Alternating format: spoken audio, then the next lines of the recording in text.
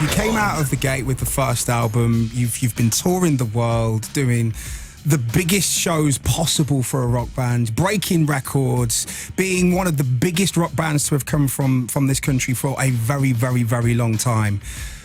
And then you had to make album number 2. How did that feel? Did you feel any pressure whatsoever when you were going into the studio?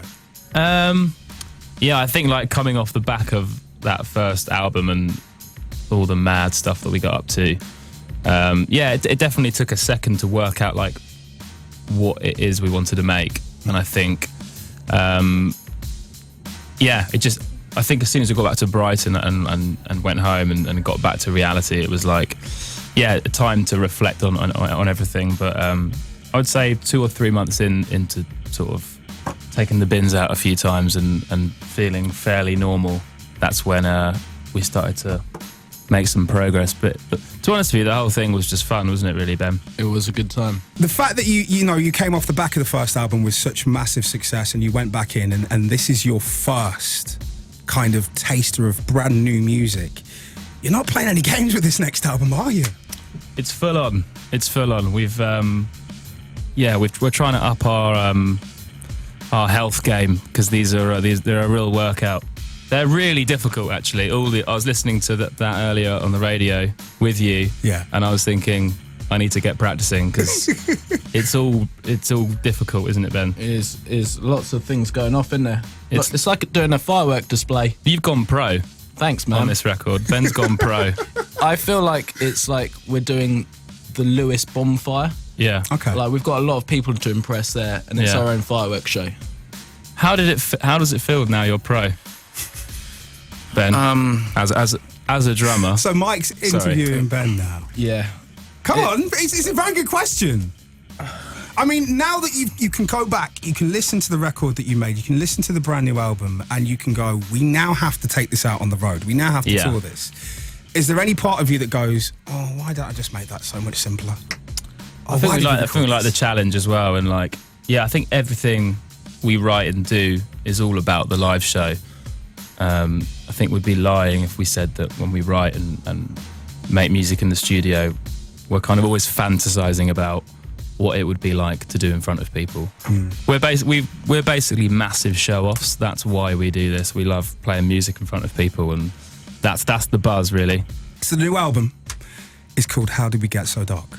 Yeah. Why? I think we felt like that phrase summed up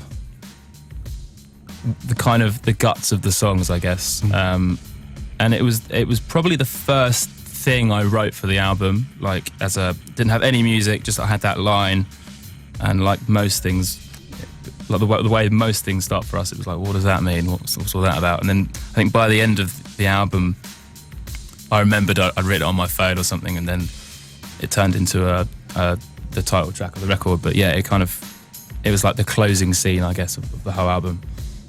So would you say that the whole album, the new album, is it's a little bit more darker in its tone than I guess so, yeah. I think, on the first one, I guess we weren't really thinking about what we were doing, whereas on this one, it was a record I think we crafted, and from every angle we wanted to refine what we did, and everything from like drumming to the melodies and the lyrics. And I think the lyrics in this one in particular is something I thought I really want to up my game on, I think. I mean, I would ask you what kind of stuff have you been listening to kind of be inspired, but Ben, you keep posting on your social media the stuff that you're listening to. Yeah, every day.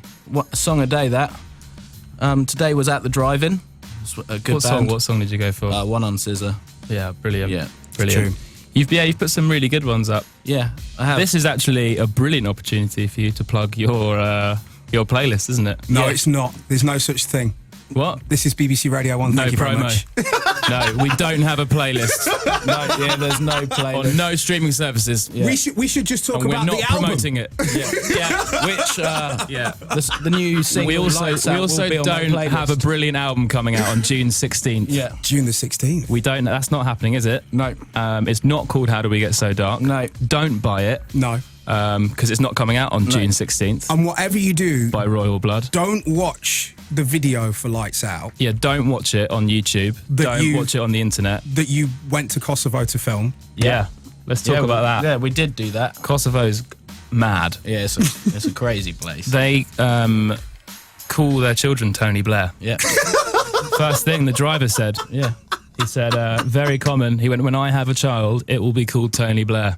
yeah. And I thought, this is going to be brilliant.